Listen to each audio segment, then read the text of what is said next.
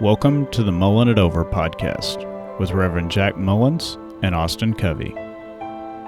I have a hypothetical for you. Okay.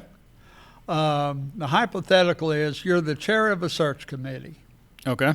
And what a search committee does in our tradition is they gather resumes and they interview prospective ministers.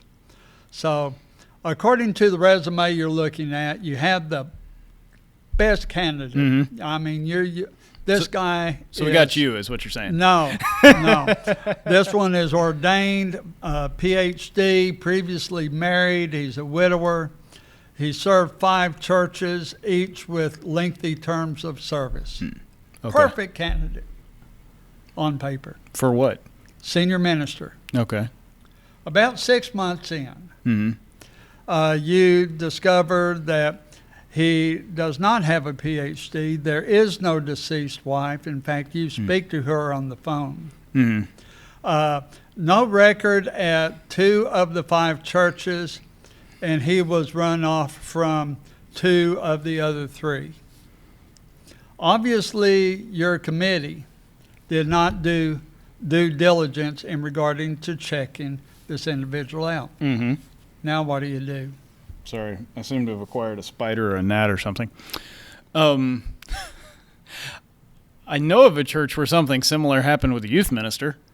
Okay. Had been presented that he was employed at another church. He was actually not employed at another church. He was employed at retail, and the previous church had terminated him. And they didn't do their due diligence, and they didn't find that out until quite a ways into his tenure. I mean, you can't fire volunteers, right? So That's true. I would have a debrief meeting with the search committee and maybe review what policies we had as to how the search committee is supposed to conduct search process. As an administrator, are you asking as personal opinion or as an administrator opinion? Yeah.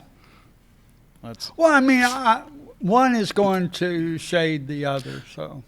Yes and no. As an administrator in our denomination, staff doesn't actually have a lot of power. Most decisions are made by congregational vote. So as an administrator, I might recommend we have an emergency board meeting. Okay.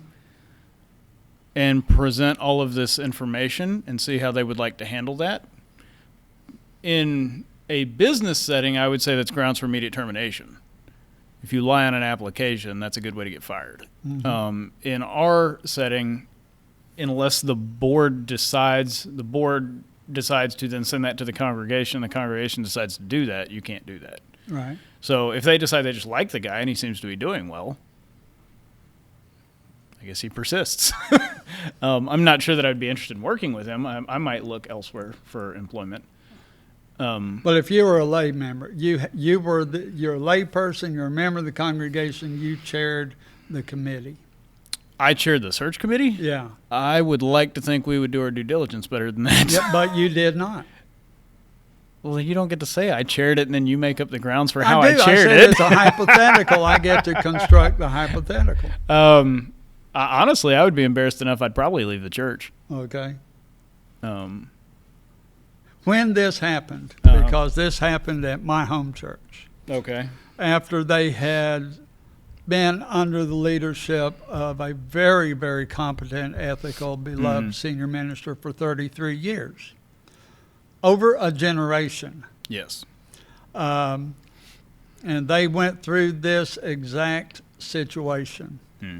And the chair of the search committee, lifetime member of the church as well, called the committee back together because when he began getting warning signs, he went back and did the work they should have done in the first place and found out everything that was going wrong. Gotcha.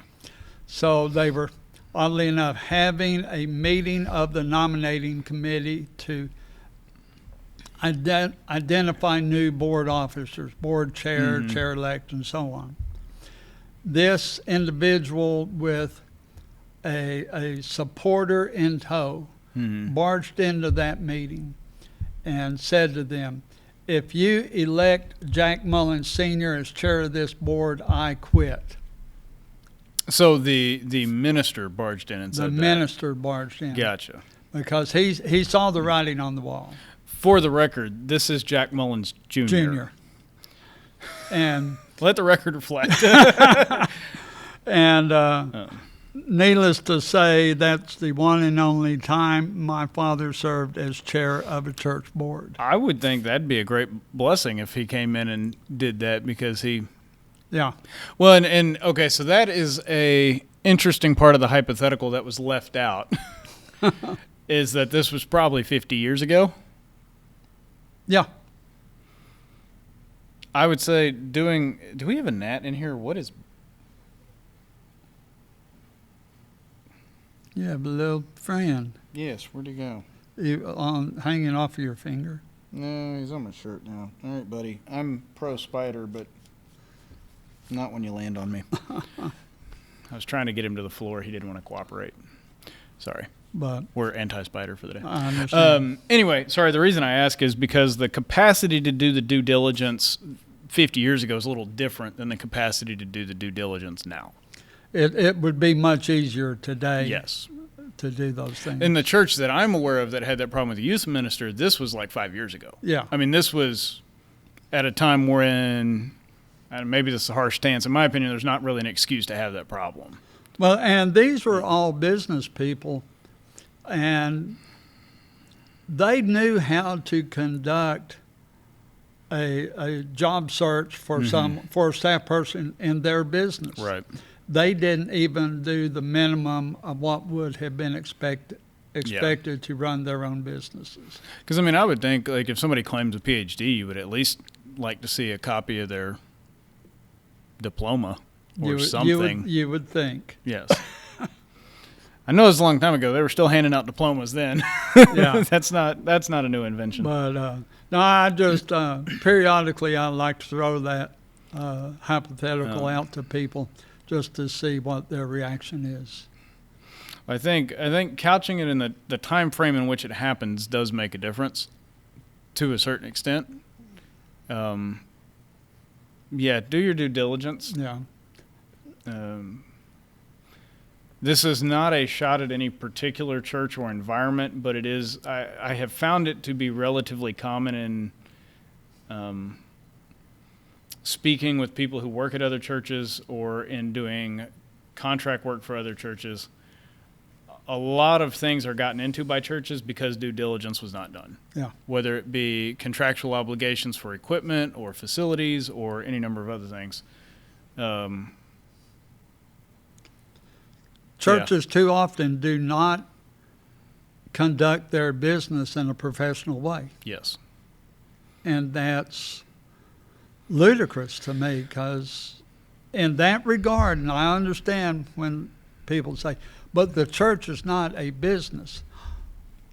The body of Christ is not a business. Correct. But the function of the organization is. Right. The operating structure. The operating structure. Yes. And it has to be approached that way, in my opinion.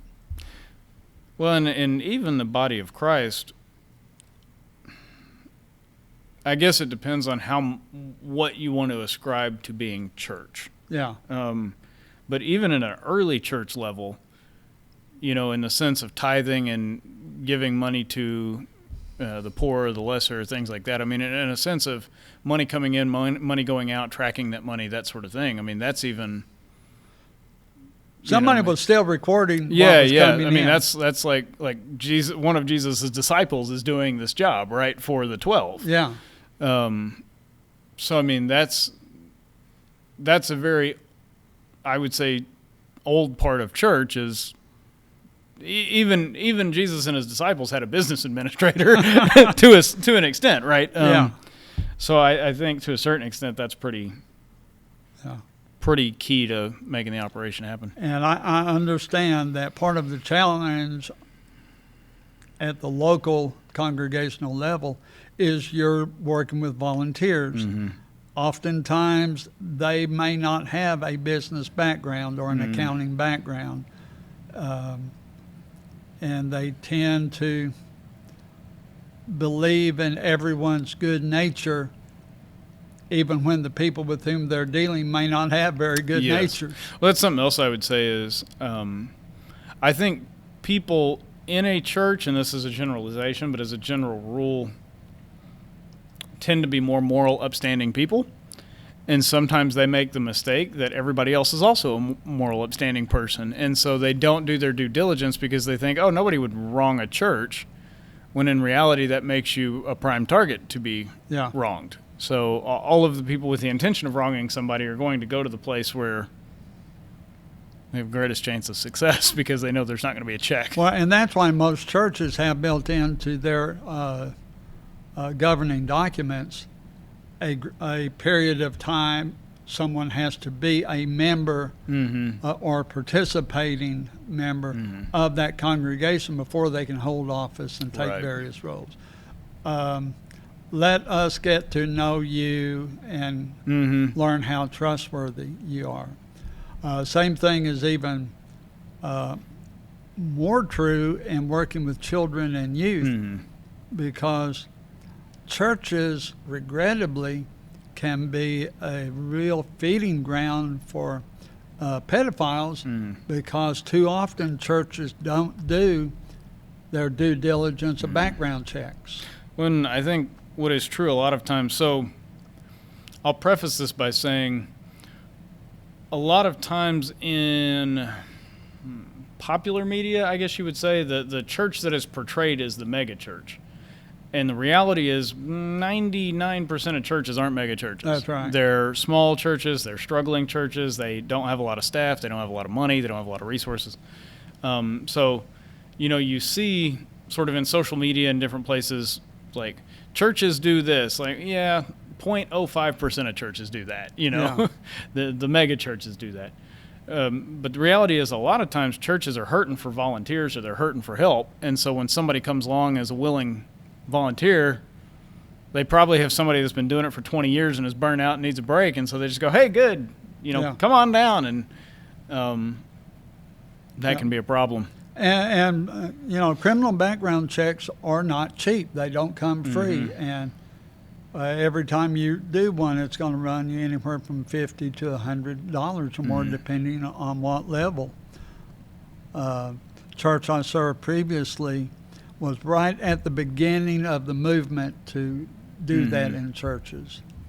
And I met with the board, I met with the elders, and I was able to convince them that all of them needed to have a background check run, whether they worked with children directly or not. And I told my elders,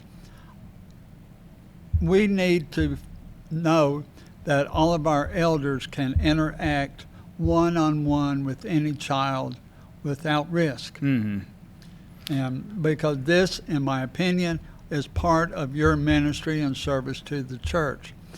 Every elder in that congregation agreed. When I would say, even when people pass a background check, it is very common and I think appropriate to not have one-on-one. Yeah. One-on-one in visible space is one thing, but not to have isolated one-on-one interaction. Exactly. Absolutely. But, like Jack said, $50 to $100, and most people might think, well, $50 to $100 is not that much money. But when we talk about most churches aren't mega churches and most churches operate on a tighter budget, to most churches that $50 to $100, if you're talking about 10 board members, that's a lot. I mean, it moves the needle. It will move the needle. So, but anyway, I just wanted to throw that at you to throw you a curve. You got to wake me up a little bit. Keep me on my toes. Wake you up, man. That's it. Coffee hadn't done it yet, so we got to. I think that unfortunately, I think that situation probably happens more often than we're aware of. Probably because there's some embarrassment involved when that happens, so we probably try to bury that. But do your due diligence. If there's a contract, read the contract. Yeah. Don't assume the contract is in your favor and sign it. Read the contract. And make sure you have one. Make sure there is a letter of call. And that's true whether you're a congregation or clergy, because it will protect everyone. When I even mean for equipment, for whatever, you know, read the contract, and if you're not sure about the contract, it's worth the money to get an attorney Yeah. to read the contract to make sure that you're squared away. Yeah.